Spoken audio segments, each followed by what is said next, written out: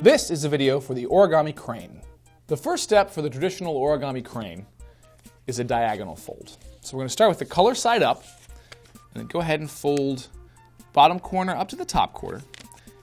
Make sure that it's nice and lined up so it's very precise. We're not trying to go super fast, just try and get it exactly on that spot.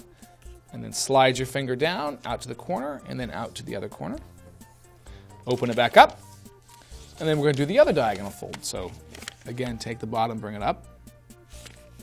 Everything nice and lined up just like that. And open it back up. You should have a nice plus sign with your creases. Flip the paper over. And now we're going to do two book folds. So we're going to take the bottom edge, bring it up to the top edge. And again, make sure that it's not askew, off to the side at all. Try and get it nice and even across the top. And once you do, crease down, just like that. And then open it up and do the other book fold as well. Just like that. Now, once you have that last one, go ahead and leave that crease down and pick up the model a little bit. What we're going to do is if you pinch right here and right here, near the top of the corners, what we're going to do is we're going to rotate the model up. Just like this. And you see how we're getting all four corners of the paper are going to come up and touch each other right at the top. And then you see how we've got these extra flaps. We can squash those flaps down. And this doesn't use any new creases. We haven't made anything new. This is just using all of the folds that we already have to create what's called a square base or a preliminary base. And the important thing about the orientation of the base is to make sure that these flaps that we have open here, they have to be towards you. So get them, and make sure that they're not up at the top, but that those extra flaps are pointed towards you, not off to the side, but right down at you. Next, we're going to do two kite folds. We're going to take these two bottom edges that lead down to the open flap, and we're going to fold them into the middle of the paper, just right on that middle line, right all the way down. Do it on the left-hand side and also on the right-hand side, just like that. And then once we've done both of those, go ahead and fold down this top triangle right here. It's going to go all the way across this line.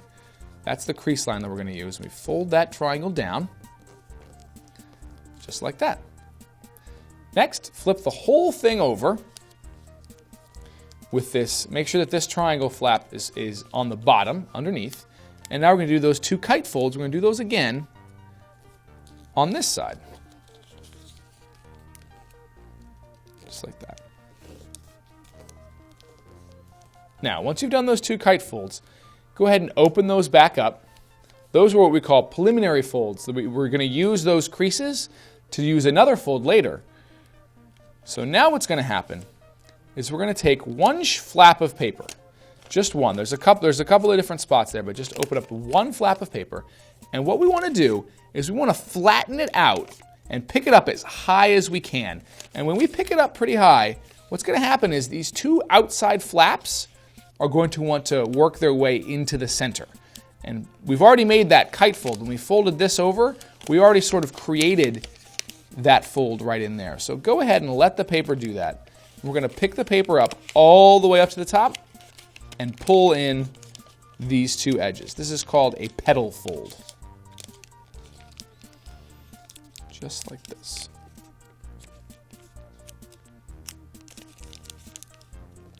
You see how that flattens out nicely. Next, flip the paper over and we're going to do the same thing here.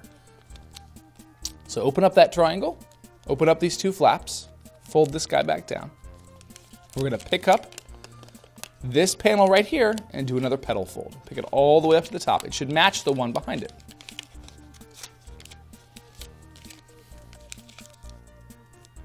Just like that. And this is called the crane base. Now once we have the crane base, make sure that you have these two slits right here at the bottom. These are going to be our tail and our head. What we're going to do is we're going to do two kite folds. We're going to thin this again. So go ahead and take these two edges and bring those into the middle. And make sure that the edges they're pointing down towards here. So don't fold them where they go up like that. They're down towards the openings. On the left side and the right side. Flip it over and do it one more time.